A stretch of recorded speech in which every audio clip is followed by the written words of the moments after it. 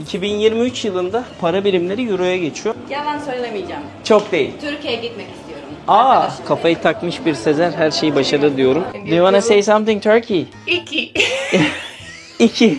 Yani böyle tarihi yapıların içinde izlediğiniz dizilerin çoğu çekiliyor. Where do you live in Argentina? San Juan. Merhabalar. Nasıl buldunuz burayı? Sevdiniz mi? Where sadly, like our government, they only look after themselves. How long they are in the government? No, this is not the local Hungarian or Turkish. Which language? No, not Turkish. Hungarian. I am Turkish. Buradan söyleyelim Türk arkadaşlar.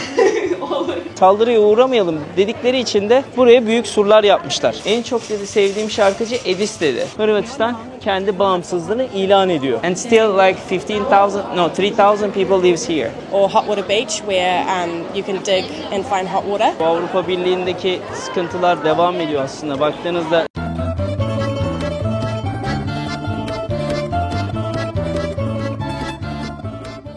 günaydın, günaydın, günaydın dostlarım. Bugün neredeyiz? Şu anda Hırvatistan'ın Dalmaçya kıyılarında bulunan Split'e geldik. 160 bin nüfusu bulunan Split'i doyasıya gezeceğiz. Yaklaşık 7-8 saatimiz var. Kruzdan indik. Kahvaltımızı yaptık. Hazırlandık. Sizler için bu videoyu çekmeye hazırım. Fakat şöyle bir gerçek de var. Ayağımın altı su topladı arkadaşlar. Su toplamasının sebebi de dün sıcakta ben gittim. Top oynadım zeminde. O yüzden böyle kocaman bir su topladı. Ama fedakarlık yapma zamanı. Son günümüz artık Kruz'da. Güzel bir çekim yaptıktan sonra da bugünden sonra yarın Roma'ya geçeceğiz. Şimdi videoya geçmeden önce dostlarım, her zaman yaptığınız gibi şu anda Split'te güzel bir çekim yapacağız. Yaparken de bunların hepsini lütfen beğenip yorum yaparsanız çok çok sevinirim. Özellikle kanala abone olursanız ayrı değerli olur. Çünkü çok izleniyoruz ama abone sayımız yeterince fazla değil. Bugün tarihinden, kültüründen, biraz da sahilinden, biraz da sahil yolundan bahsedeceğiz Split'in. Şu anda neredeyim biliyor musunuz? Şu anda Diocletianus Sarayı'nın içindeyim. Zaten burası bir aslında kale, yerleşke. İnsanlar burada yine çevrede yaşıyorlar. Bayağı da bir yerleşke var. Ve aynı zamanda da milattan sonra 295-305 yılları arasında bir kralın emeklilik hayalini kurduğu bir sarayın içindeyiz şu anda. O yüzden enlemesini anlatacağım. Bana iyi geziler, sizlere de şu anda iyi seyirler dilerim arkadaşlar. O zaman Hırvatistan Split gezimiz başlasın. Başlamadan önce şundan notuna düşeyim. The Caesar. Eski sezon ama yeni sezonlar da geldi. İyi alışverişler dileriz. Aşağıda açıklamada linklerimiz var. Çok güzel ürünlerimiz var. Gözlüklerimiz vesaire de. Haydi Split gezimiz başlasın. Yanımda Lerin var arkadaşlar. Kendisi burada bir Türk ailenin kızı. Hatta onları da göstereyim. Merhabalar. Beraber gemideyiz. Lerin, sen kaç yaşındaydın ya? Bu muydu? Karıştı mı? Buydu sanki değil mi? Ben sana göstermiştim. Aferin. 3. Ben kaçtım? Çoktum ben. Değil mi? Kocamanım ben. Ne yapacaksın? Nereye gideceğim bugün? Denize gireceğim mi? Havuza gireceğim mi? Havuzu seviyor musun? En çok havuzu seviyorsun değil mi? Çok tatlı ya maşallah. Allah! En büyük hayranım. Dün akşam çok bozuldu. Vallahi gelemedim. Bekledik sizi. Vallahi ben yattım. Ayağım o kadar şişti ki Lerin. Benim ayağım uf oldu biliyor musun? Şu an bile çok böyle su topladı. Zor yürüyorum ama yürüyorum artık. Top oynadım ben. Şimdi dostlar yolumuza Diocletianus kalesiyle başladık. Sarayıyla başladık. Şimdi önümüzde de St. Domnius Kilisesi var. Görüyor musunuz?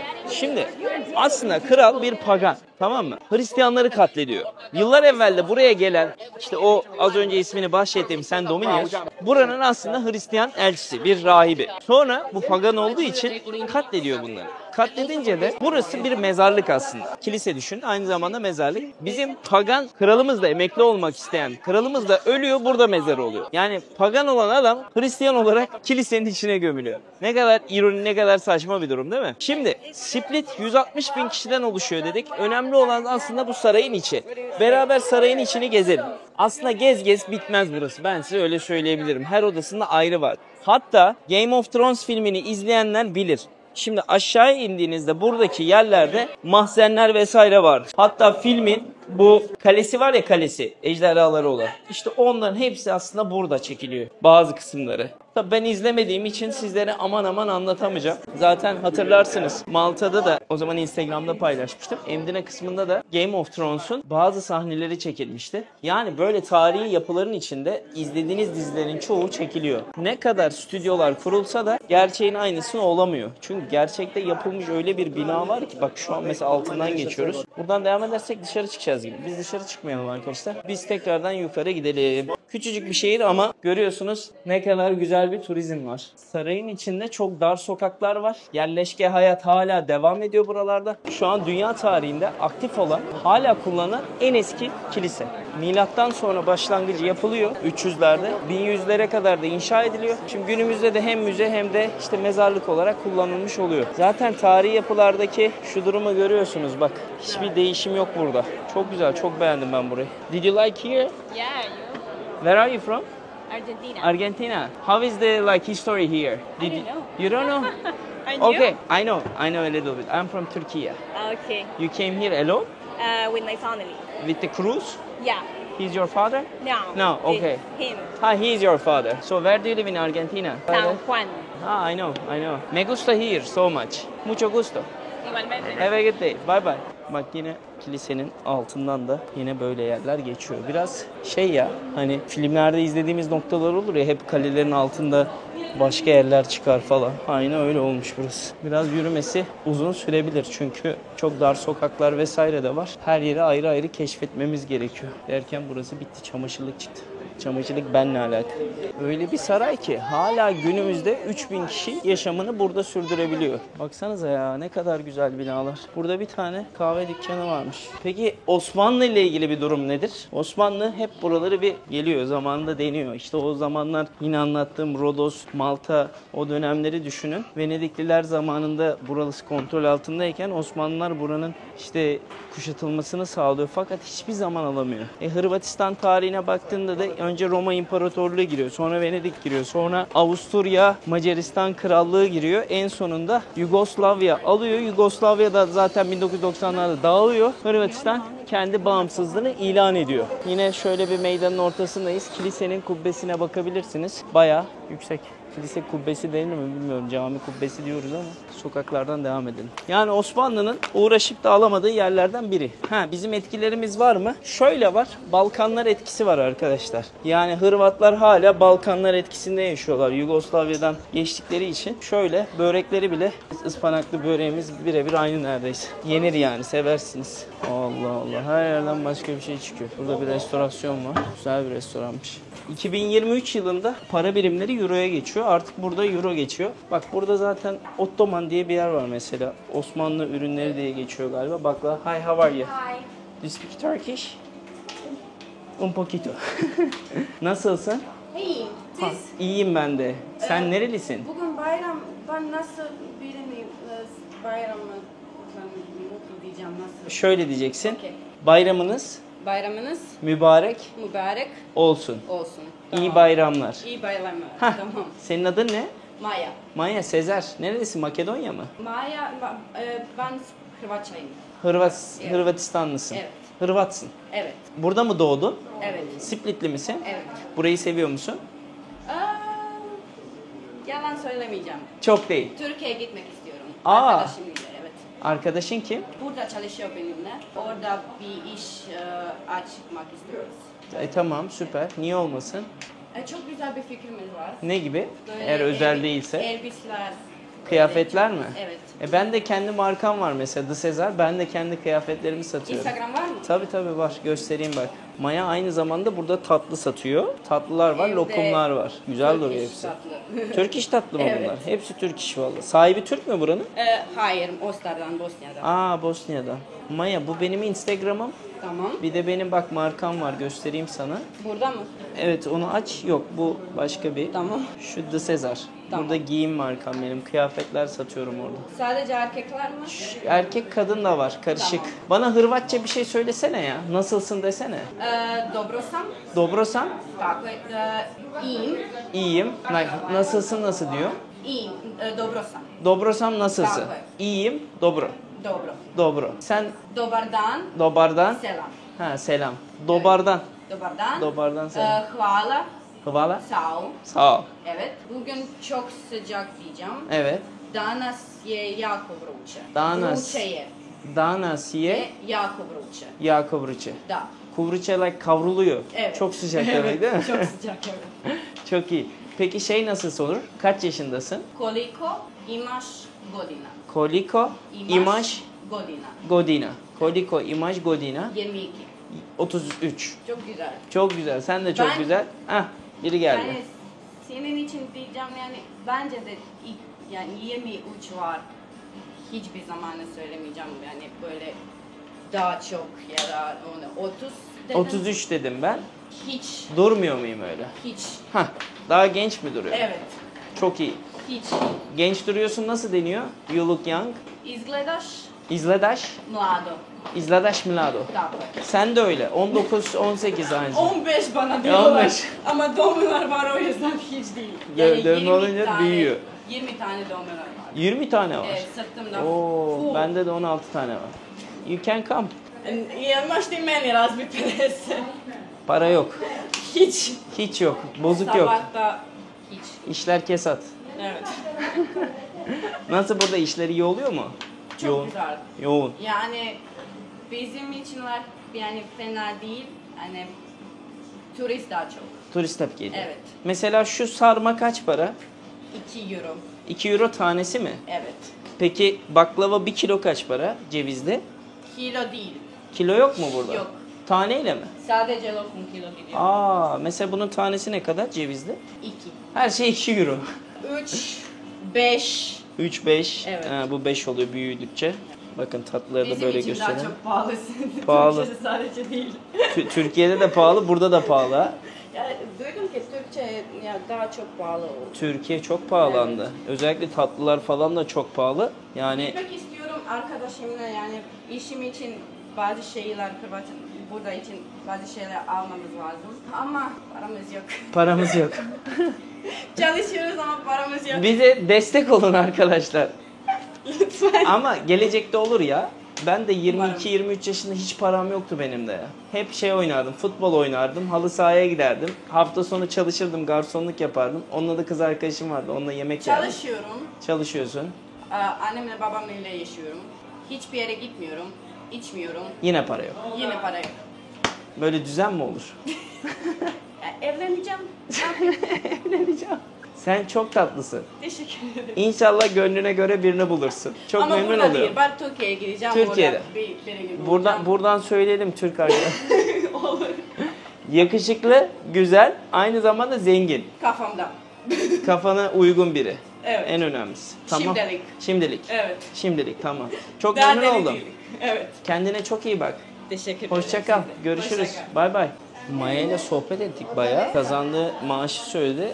Dedim vallahi sen dedim yine iyi alıyormuşsun. Ama dedi bizim burada dedi Sezer dedi ekmek 2 euro dedi, işte süt 2 euro dedi. Ortalama 1000 ile 1500 euro arası bir maaş alıyor. Haftada 6 gün çalışıyor. 8 saatten 48 saat. Şöyle bir yerdeyiz. Benim de ayağım uğurlu geldi yine valla. Buradan insanlar gelip deneyip alabiliyorlar. Ottoman diye marketin adı. Geldiğinizde Maya'yı ziyaret edebilirsiniz. Split'te kalenin içinde. Diocletianus Kalesi. Ya bunu nasıl söylüyorsun? Diocletianus mu? Diocletian. Diocletian. Tian. Diocletian. Nanius değil mi? Allah Allah ben bir saattir yanlış söylüyorum o zaman. Diocletian. Sana kolay gelsin. Sağ ol. Çok memnun oldum. Hoşça kal. Türkiye'ye bir şey demek istiyor musun? Yapma şimdi. Yapmayayım tamam heyecanlanma tamam dur. İyi bayramlar. İyi bak. Heh süpersin. Hadi görüşürüz. Diyorum ki içeride. Şimdi ben buraya yine indim. Bazı yerleri bulurken, araştırırken yine internete ihtiyacım oldu. Her gün başka limanda uyandığımız için tekrar sim kartı almam gerekiyor. Ama daha önceki bölümlerde de söylediğimiz gibi SIM-IO sayesinde OneSIM teknolojisiyle beraber tekrar sim kartı almana gerek yok. SIM-IO iOS ya da Android'de indirebiliyorsun. İndirdin, kurdun. İster bakiye yükle, istersen paket al, istersen oradan hediye kupon kodunu kullan, istersen yönetim kısmına bak, bakiye kontrolünü yap. Yani uygulama üzerinden her şeyi yapabiliyorsun. Aktivite edeceğin yer de oradan zaten. Yani eğer telefonun eSIM teknolojisini kaldırıyorsa iOS ve Android'den kuruyorsun. Başka hiçbir şey yapmana gerek yok. Giriyorsun içine. Zaten nasıl yapılacağını, nasıl çalıştığını, sıkça sorulan sorular kısmında da her şeyi öğrenebiliyorsun. SIM-IO sayesinde dünyanın herhangi bir yerine gittiğinde 160'tan fazla ülkede hizmet alabiliyorsun. Tekrar bir pasaport kontrolüne girmene, sim kart almak için İngilizce konuşmana gerek kalmıyor. İndiğin anda ulaşım gerekiyor bazen. transfer gerekiyor. Onun için de internet gerekiyor. Açıyorsun abi hücreselden. Direkt bağlanabiliyorsun. Çok kolay. Hız nasıl? İnanılmaz güzel. O ülkenin en iyi operatörü hangisi ise direkt otomatik ona bağlanıyor. İster kullandıkça bakiyenden düşsün, istersen de 30 günlük paket alabilirsin. Ben mesela Split'te bugün çok kullanacağımı düşündüğüm için direkt 3 GB internet aldım. Sizler de böyle yapabilirsiniz. Ya da farklı ülkelere gidiyorsanız da bakiyenizden kullandıkça düşebilir. Artık kendi operatörünüzü kullanıp çok para vermenize de gerek yok. Dil ihtiyacınız varsa bile telefonunuzdan interneti açarak Translate kullanıp insanlarla da konuşabilirsiniz. Artık Esimayo ile dünyayı gezmek çok kolay. Açıklamalar kısmında linkimiz var. Sezer 2 kodunu da kullanırsanız $2 da bakiyenizde hediye olmuş olacak. Sizlere iyi seyirler. Ben dolaşmaya devam. Kamerayı kapattım. Dedim tamam şimdi daha rahat konuş dedim. Heyecandan mı? Çünkü heyecanlandım o Türkçe konuşurken. Dedim ki nasıl öğrendin Türkçeyi? Dizilerden, filmlerden izledim dedi. En çok dedi sevdiğim şarkıcı Edis dedi. Dedim söyle bir bukle dinleyelim. Yapma dedi. Yapamam dedi. Tamam dedim hiç sıkıntı yok. Yani her ülkede olduğu gibi onlarda da işte bizdeki gibi kırgınlıklar, üzgünlükler, mutsuzluklar, ekonomik krizler vurabiliyor. Ama günün sonunda yine baktığında enerji olarak bizden daha iyi durumda fark ettiyseniz. Maşallah diyoruz kendisine. Yine kalenin içinde çamaşırlar asılmış. Ev abi burada 3000 tane insan yaşıyor düşünsenize. Vay be ne hikaye ya. Ya bizim bu Türk dizileri, Türk şarkıları gerçekten Balkanlarda, Güney Amerika'da, Asya'nın bazı bölümlerine iyi hakim oluyor. Bunlara da oha. Is this your dog bro? Oğlum çok güzel köpek vardı. Baksanıza.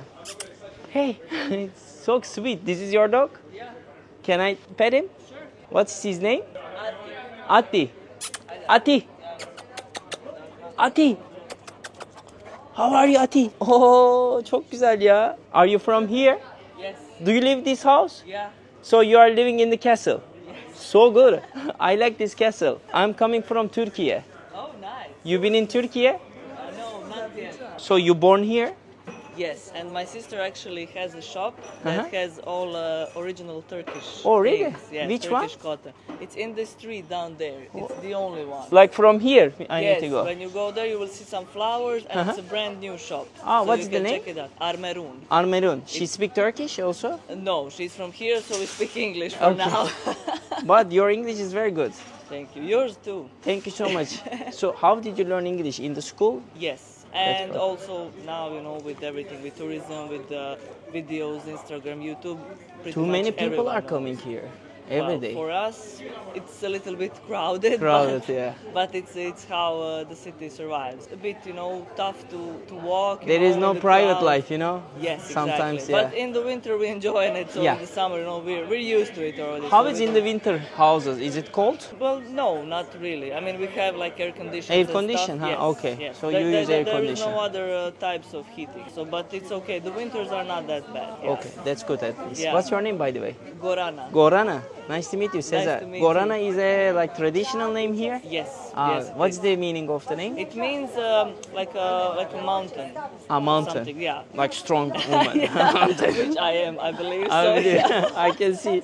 And Yeah. this is your dog. Yes. What's his name? He's Arctic. Arctic. Yes. Arctic. He listens you so good. Yeah. He's How did very you good. teach? Well, I'm also a dog trainer. You say go, he Yeah, came. he knows. Yeah, he knows everything. And these are also our neighbors. Neighbors. Yeah. Still, there are some neighborhood things here. Yeah. Yes, yes, yes. Continue Yes. the culture. There are people, who are trying to live here and just, to keep it, like living in just a normal life, yeah. neighborhood, normal life. That was when I was a kid. It's a bit different, but we're just adjusting. Do you pay rent here or this is your No, house? it's from my parents. For example, if you want to sell this house, how much cost around? It could go for a lot. The prices are very high. Like if you want to sell this, I mean, it's like an old building and the apartments are old, and you would need to renovate quite a lot. But like there could be prices like I don't know, like up to $500,000 and more. $500,000 and Yeah, more. yeah. So Because- the prices are very, very high, like unusually high, and you cannot buy an apartment. Yeah. It's really, really expensive. expensive. And the thing is that like the prices or our salaries or stuff, they didn't rise, and everything else is getting quite expensive, and the food here and stuff is quite more expensive than in some other European countries. Yeah, It I shouldn't heard be it. like that. Yeah, it shouldn't and be. it is, sadly. So yeah, like for now, for us like younger people, it's impossible to like Buy a house, apartment, like no similar in our country as Yeah, well. sadly, but- Unfortunately, yeah. Yeah, it's easier there and here, sadly, because of them, like the government, the taxes, the bureaucracy, all of that, it's not going better. And we are usually, we just transfer to euro, so from our currency. 2023, yeah. Yes, so it's brand new and everything just went up. So not, yeah, and euro is not, and I mean our salaries remain the same. So Same. it's not, it's really It's not not easy. meaningful then. Yeah, there's Yeah. no point. There is and no- it just makes it made sense. life harder for us. Yeah. Yeah. So sadly. So say your president, please yes, please work do more something. better, you know, Yeah, help us Help us. stay here because a lot of people from Croatia are leaving. leaving And to Croatia go is to a Europe. wonderful Yeah? place to live, Yeah, and we it don't is. want to leave, but we have to because, like to try to make something for us, to to make enough money to maybe come back someday. But then a lot of these people don't really come back because they don't want to come back to this like nepotism, to this bad government situation. Where sadly, like our government, they only look after themselves. How long they are in the government? Well, now there have been some changes, but we have like this like right party for a long time of and they're not doing a good job. So they're just doing a good job for themselves, but not for the rest of us. They are putting money on their pocket. Yes, yeah. absolutely, And the yes. public, Yeah, public nothing. Like, Nothing. we are left to Unlucky. do what we can. Hopefully it will be better. Hopefully. We can Hopefully hope. for We have everyone. to- yes. yeah, everyone. Thank you so much, Corona. Thank you. Very nice to also. meet you. Very nice to meet you. I hope you will have a good stay. I mean, I know you will. Croatia is very good, Yeah. and Split, everyone is very friendly. Today we're gonna leave because we came by cruise. So you're I'm going gonna go after further? 4, yeah. Okay, great. Going to Italy tomorrow and then I'm going to back Turkey. Oh, so So you wanna good say trip. something Turkey here? Hi Turkey, I hope I will come and meet you. Sadly I don't know Turkish, but we do have a lot of Turkish television shows. What's and your favorite one? telenovelas. Oh, I was looking at when Suleiman Suleiman. was. Yes, that was like the first one, and then we all fell for the Turkish language. It was like, oh my God, it's a new world. Hope you're gonna find your Süleyman. Oh, I have already. You have already Süleyman? Okay, it's good then. Say hi for Süleyman. Hi Artik, dođi. Hi Suleiman, dođi. Take care of yourself, Corona. Thank Take you so care, much. And please, just stop by the shop, please. I will go. I will We go. need, we I need all will the publicity. say we your can do. name. Yes. Okay, thank you. See you. Bye bye. Bye bye. Bye bye. Artık bye bye. Vay be. Yerel halkı da böylelikle bulmuş olduk. En sevdiğim şey zaten buraya ya da başka bir dünya ülkesine gittiğimde o halkın kendi yaşam alanlarını görmek ve onlara bir şeyler sormaktı. 2 tane insanı böyle yakalamam çok iyi oldu. O bana yine bir shop söyledi. Ablasının yeriymiş. Çiçekli yer zaten. Heh, burası bak. Ablasının satış yeri. Hello. Hello. You are sister of Gorana, yes? No. No? No. You are selling Turkish things. Yes. But you are not sister of her. No. I'm friend. Friend, just friend. Okay, she told me that you need to see there because I'm from Turkey. Oh, great. So you're selling Turkish things or you're buying from the Turkey? Buying for the Turkey. From where? Merter? From Istanbul. Istanbul, İzmir. Izmir. I am from Izmir. You been in Izmir, Turkey? No. No? No. But You should come. So how is Good. it's good? Yes, we are open before 15 days. You just open. Yes. Yeah, smell like new. I can Yes. feel. This is all like traditional Turkish things Yes. also. Bakın arkadaşlar burada ürünlerimiz var. Türkiye'den geliyor. Mesela 10.99 Euro'dan başlıyormuş. Bunlar şey olarak kullanabiliyorsunuz. Şal tarzında işte kadınlar genelde kullanırlar. Did you see? Battaniye olarak olur müslinler. Did you see this pattern? This pattern I saw the different places I think.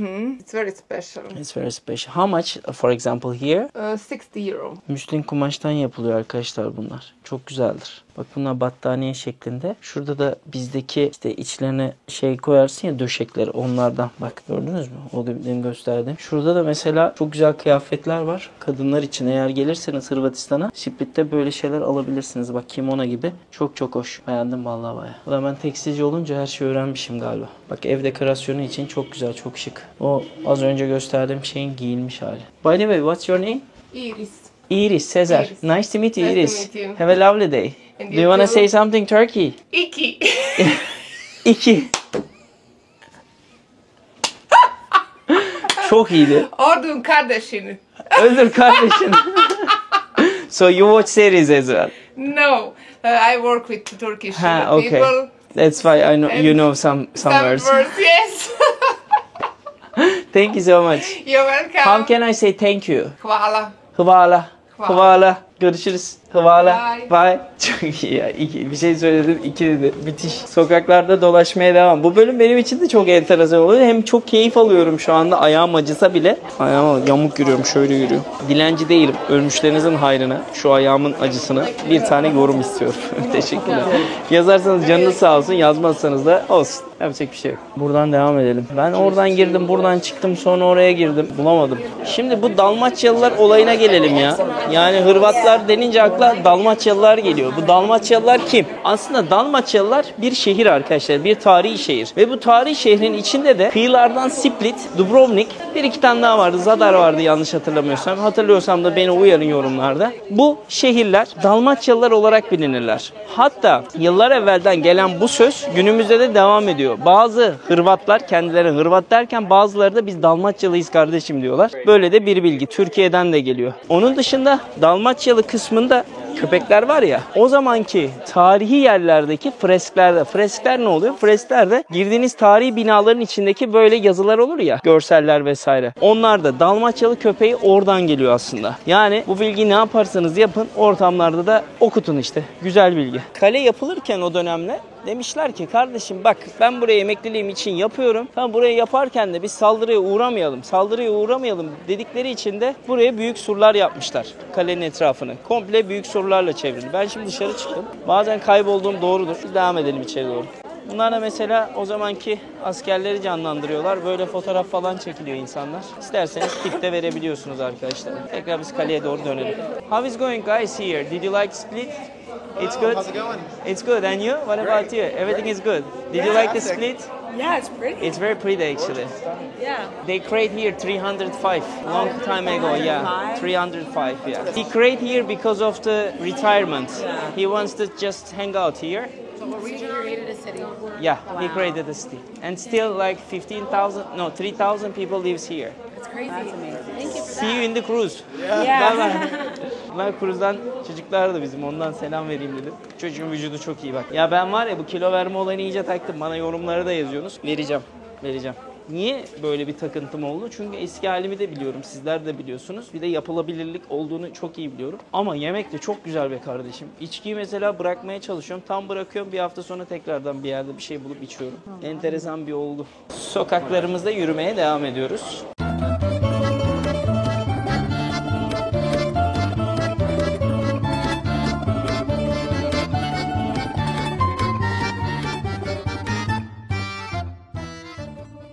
Daha önceki bölümde hatırlarsanız Rijeka kıyılarına gittik. Ben Rijeka'ya bayılmıştım açıkçası. O zamanlarda aklımda iki yer vardı. Biri Split, biri de Dubrovnik. Buraları da görmek istiyordum. Çok şükür burası nasip oldu. Sizlere de nasip olsun. Hırvatistan genel anlamıyla 3.8 milyon insana sahip. İnanılmaz bir nüfusu yok. Küçük bir yerden bahsediyoruz aslında. Şimdi konumundan bahsedelim. Adriyatik denizine kıyısı olan ülkelerden bir tanesi. O yüzden denizleriyle, limanlarıyla çok renkli, güzel bir yer aslında. Rijeka'ya ben bayılmıştım. Yani Rijeka benim için çok sürpriz bir yerdi. Çünkü haritadan kendim buldum. Hiç araştırmadım. Öyle dedim ki ben bugün Rijeka'ya süreceğiz arabayı. O zaman öyle sürdük. Sahillerine bayılmıştım. Burada da deniz, kum, güneş yok mu? Tabii ki de var Split'te. Hem yakın bölgesinde, şehrin içinde hem de ilerleyen yerlerde de yine kıyıları var. 4-5 tane farklı kıyısı var. Tabii Rijeka'daki kadar güzel mi diye sorarsanız baktım değil. Buranın en ünlü şehirlerinden birisi de Trogir aslında. Geldiğinizde yaklaşık 25-30 dakika arabayla gidebileceğiniz, ulaşımla da 40 dakika gidebileceğiniz bir şehirden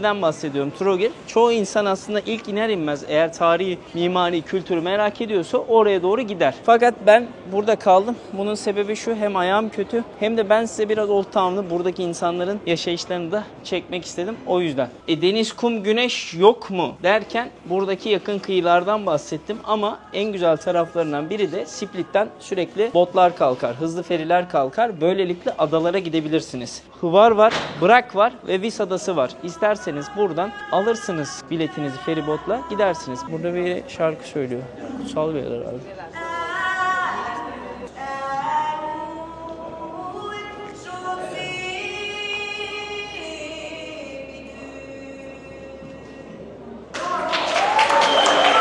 Vay be. Çok güzelmiş. Come on, it's not fair. I just start the record. Again. Again. Again and again. It was like local language? No, this was not the local Hungarian or Turkish. Which language? Was No, it? not Hungarian. Turkish. Hungarian. I am Turkish. I have a friend. Turkish. Do you speak Turkish? No. Do you speak Hungarian? Nem. She speaks. No, I don't speak Hungarian. Where are you from? I'm from Croatia. I'm a tour Croatia. guide. So what was this song? What was the meaning? That my mother told me a lot of things, but I never listened. Huh. And if I could, I would listen now. It's very nice. Because I just heard from there, I ran here to listen to you. It was very good. Thank you so much. What's your name, by the way? I'm Christina. Christina. My name is Cesar. Nice to meet you, Christina. Have a lovely day. Thank you so much, girls. Vay be. Ne kadar anlamlıymış oysa ki. İşte her şeyin içinde bir anlam var aslında da yakalamayı bilene bir de öğrenmek lazım, sormak lazım. Burada da Hırvat dayılar var. Oturmuşlar. Kendi aralarında peas yapıyorlar. Ama daha çok kola içiyorlar.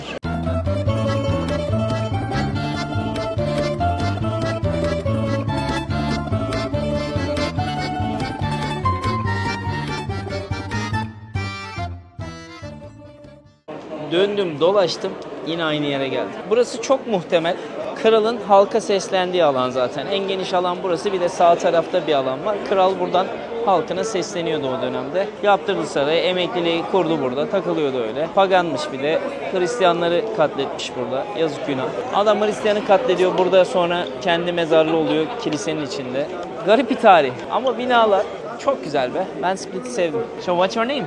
Georgia, You just take my video. Thank you so much. Appreciate it. You are coming from New Zealand. very long way. A long How way did you away. decide? I did 3 months traveling in Europe 3 years ago, and I loved it and decided that I needed to come back and hopefully get to London and work there for 2 years. So yeah, just traveling around and seeing everything. How old are you? I'm 26. Oh, very nice. I started to travel 26 years old. Now I'm 33 years old. I'm traveling around the world, make videos about the countries. Yeah. What was your favorite country? Oh, I loved the Czech Republic. Prague was Prague. one of my favorite cities. It was just So good, gorgeous. so Yeah. good. Especially Old Town is crazy. I was there like 1 month ago. Yeah. So good. I have suggestion for you. If you have time, go to the Rijeka. Okay. In Croatia. Yeah. It's very close to here, not so far. There are lots of beautiful seaside. If you like to swim, Yes. you're gonna like it. And also in Europe, I can suggest you Hallstatt in Austria. Okay. It's a like small village. Yeah. You will love it. Cool. What I about mean- you? Suggest me something in New Zealand because I'm gonna go to the Australia this year. Okay, you definitely need to make a trip to New Zealand as well. If you like beaches, go to the North Island. I'm from a small place called the Coromandel Peninsula, and there's some beautiful places like the Cathedral Cove or Hot Water Beach where you can dig and find hot water. And the South Island it reminds me a bit like Switzerland. There's the mountains, Nature, skiing, all that amazing kind of stuff. nature. Switzerland also good. Yes. You're gonna go there again. Yes, yeah. Which cities do you remember? I have friends in Zurich and Baden. Okay. If you didn't go to Lungern, go to Lungern. Take the train. Okay. Just watch the around. You're gonna love it. Yeah. Yeah. Okay, sounds Very good. nice to meet you. Nice to meet you too. Thank you. you. Peki Hırvatistan'a geldiğinizde vize alacağız dedik. Schengen bölgesi mi burası? Evet, 2023'ten beri Schengen bölgesi. 2013'te Avrupa Birliği'ne katılıyorlar. 2023'te de Euro ve artı Schengen bölgesine girişi yapıyorlar. Halk memnun mu diye sorarsanız hayır. Kız bana dedi ki bizim de eski para olsaydı biz dedi neler oluyorduk. Şimdi Euro'ya geçtik dedi. Bizim maaşlar yükselmedi ama fiyatlar arttı dedi. Bu ne kabak dedi. Olmaz dedi böyle olay. Haklı da, gerçekten haklı.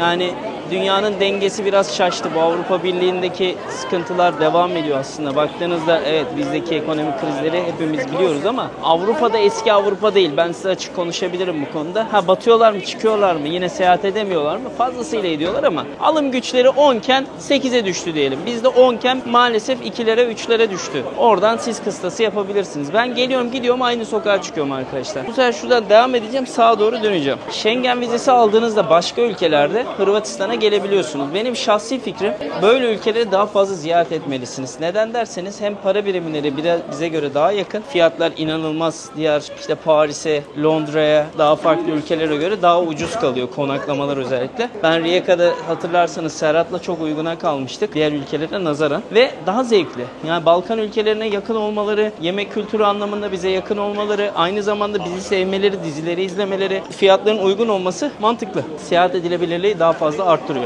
O yüzden hani aklınızdan şeyi çıkartmayın. Sadece işte dünyada Paris yok, işte başka ülkeler yok. Onlar da gelin. Tabi bunların hepsinde nerede bulacaksınız? Beni de gezdirin kartımızda bulacaksınız. Yavaş yavaş tüm dünyadan ülkeleri eklemeye başladık arkadaşlar. Önce ne yaptık? Bali ile Tayland'da başladık. Dubai ile devam ettik. Mısır dedik. Sonra Avrupa ülkelerine geçtik vesaire. Yunan adalarıyla devam ettik. Şu anda yaklaşık 70 bine yakın abonemiz var. 20 bine yakın uygulamayı indiren kullanıcımız var. 3000 tane de direkt kartımıza alan insan sayısı var. İyi olur gideceğiniz ülkeyi enlemesini öğrenirsiniz. Bak şu an deneyimliyorum, dolaşıyorum. Gideceğim bir yerlerde bir şeyler yiyeceğim, içeceğim. Onların hepsini karta ekleyeceğiz. Deniz'de benim yapmış olduğumuz bir proje. Hem video hem de yazılı olarak bir kartı aldığınızda o dünya devletinin, o ülkenin, şehrin her şeyini öğrenmiş oluyorsunuz. O yüzden çok avantajlı. ChatGPT ile falan uğraşmazsınız. Geldiğinizde birilerine de ihtiyaç duymazsınız. Tık tık tık tık tek uygulama üzerinden çözersiniz. Link aşağıda alabilirsiniz. İyi alışverişler. O sokaklarda kaybolmanın vermiş olduğu keyfi özlemişim açıkçası. Avrupa'da böyle geziler yaparken bu çok güzel oluyor. Özellikle Old Town bölgelerine geldiğinizde yani kazıklanmayacağını bilirsin, keyif alacağını. Mesela ben şuraya oturacağım şimdi. Parta diye bir yere. Ben burada bir şeyler içeceğim. Mesela yemeklere bakalım sizin için. Somon salata 10 euro. Kalenin içinde normal. Burger 14 euro. Kalenin içinde olunca normal yani o kadar da aman pahalı değil. Burada bir kahve içelim bakalım. Şuraya oturacağım ben. Porta. Burası farklı yer galiba. Aynen kafe. Porta diye bir yere geldim. Burada mesela 2 tane kokteyl 10 euro. 2 ile 6 arası. Her gün şey var. Happy hour var arkadaşlar. Happy hour ne demek? Ben yıllar sonra Malta'ya gittiğimde öğrendim. Bilmiyordum happy hour'un ne olduğunu. Happy hour böyle belli saatler verirler insanlara. Derler ki kardeşim bu saatte içki içeceksen bir tane içki alırsan ikincisi de benden kokteyl 2 tane kokteyl 17 euroya geliyor. Ucuz mu? Değil tabii ki de. Çünkü kalenin içindeyiz. Biz kahve içeceğiz arkadaşlar. Americano içeceğiz. Mesela Americano. Yani double shot Americano 3.90. 4 euro yapıyor. 4 euroyu çarp abi 40'la 160 lira. Böyle turistik bir yerde Türkiye'deki standart bir kahveciyle latte fiyatıyla aynı satıyorlar. TÜBİT. Artık bunu söylemek istemiyorum. TÜBİT. Pahalı abi. Bizim ülke pahalı. Nereye gidersen git Avrupa'da kahveyi daha ucuza içiyorsun. O yüzden de turist maalesef tercih etmiyor. Güzelim cennet ülke mimariden yoksun kaldı. İnsan kalitesinden özellikle turizm bölgelerinde yoksun kaldı. Marmaris'te ne kadar güzel yerler varken ne kadar leş yerler de var. Bodrum'da aynı şekilde. Yani ne diyeyim ki? İçelim biz kahve. İçtiğim en iyi kahve değil. En kötü kahve de değil. Güzel. Yeterince yeter. Bir tane de soda söyledim. Son dönemde süt ürünlerini de kullanmamaya başladım. Fazla kullanıyordum önceden. Yulaf sütü kullanıyordum ama kahveyi şu an sadece düz içmeyi tercih ediyorum. Çünkü ne kadar süt bitkisel olsa da yine de sütün içinde bulunan şeyler yağlı biraz. Yağlı olduğu için de kullanmamayı tercih ediyorum. Kafayı takmış bir Sezer her şeyi başarır diyorum. Kahvemi hüpleterek içiyorum arkadaşlar. Afiyetler olsun. Yolumuza birazdan değerli farklı bilgilerle ve insanlarla devam edeceğiz.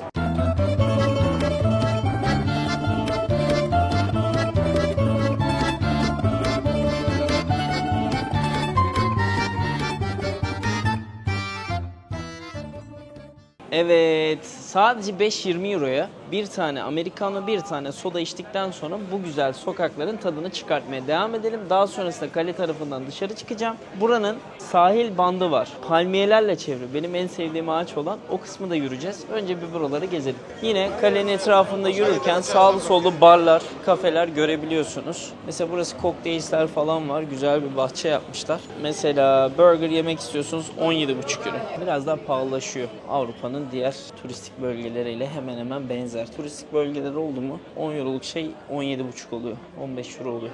Benim abla burada. Merhabalar. Nasıl buldunuz burayı? Sevdiniz mi? Hoş geldiniz. Hoş bulduk. Gittiniz geldiniz. Gittik, geldik. Neresiydi? Trigori miydi? Trogir.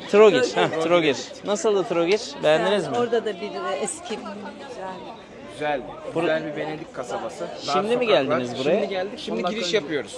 Giriş yapıyoruz. Ben de buraları Evet. fethettim. Gördük. Ben de derinim. Evet. Ben de tehlikeyim. Biz de deriniz yani.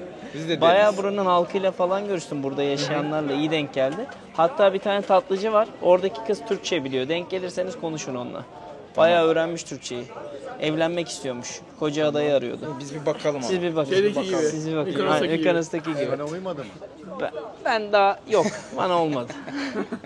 Ben bir çevreyi dolaşacağım. Haberleşelim. Konum atarız.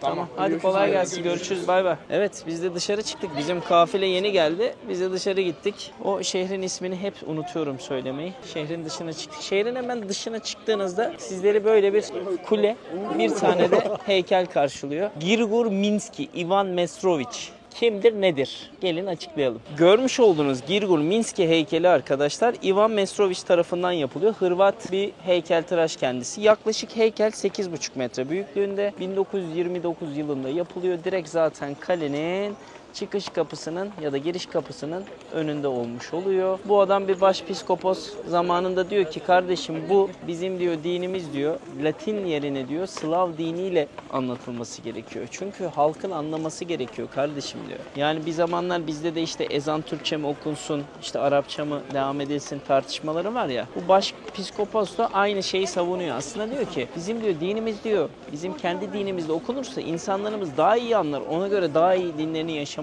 devam ederler. Sizler bu konu hakkında neler düşünüyorsunuz? Yani o zaman ezanın Türkçe okunması işte Arapça okunmasının dışında bu adamın savunduğu şey sizce doğru mu değil mi yorumlara yazabilirsiniz. 8,5 metre. Vay be helal olsun. Bir de heykelin baş parmağı var. Bak insanlar dokunuyor gördünüz mü? Bu zamanla kendi kendine parlaklaşmış. Görüyor musunuz? Tek parmağı. Sol baş parmağı olarak geçiyor. İşte bunun parlaklaşmasından sonrasında da insanlar buna dokununca şans getireceğine inanıyorlar. Her ülkede, her heykelde ya da başka bir mimaride işte kimisi kilit bağlar, kimisi bambaşka bir şey. Buradaki olay da bu. Başpiskopos. You are really stylish. Superstars model. What about your voice? What happened? Yesterday party? too much. Believe in Split? Turkey.